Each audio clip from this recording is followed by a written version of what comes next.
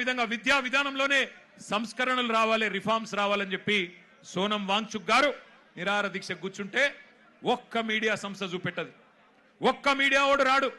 భయం. ఏం చేస్తారో, ఎక్కడ ఐటీ దాడులు చేస్తారో, ఎక్కడ సిబిఐని పంపిస్తారో, ఎక్కడ ఈడీని పంపిస్తారో, ఎక్కడ తమ వేట కుక్కలను పంపి ఇబ్బంది పెడతారో అని భయం.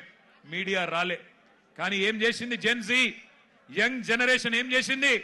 ఏ మీడియా గిడియా జాంతా నై, మా సోషల్ మీడియా ఉంది సాలు అని చెప్పి ఇవాళ దేశం మొత్తాన్ని కదిలిచ్చింది. అందుకే అంటా ఉన్న మోడీ గారు, మీరు పెట్టుకోకూడనలతో పెట్టుకున్నారు, ఎవరితోనైతే పెట్టుకోవద్దో వాళ్ళతోనే పెట్టుకున్నావు, నువ్వు కొరివితో తలగొక్కున్నావు. మోడీ గారు జాగ్రత్త పడు, తరం మారుతున్నది, స్వరం మారుతున్నది, నవతరం వరస మారుతున్నది. రాజ్యమా ఉలిక్కి పడు, గుర్తుపెట్టుకో, జాగ్రత్తగా ఉండు. వాళ్ళు అనుకుంటే మొన్ననే నేపాల్లో ప్రభుత్వం కుప్పగూలింది.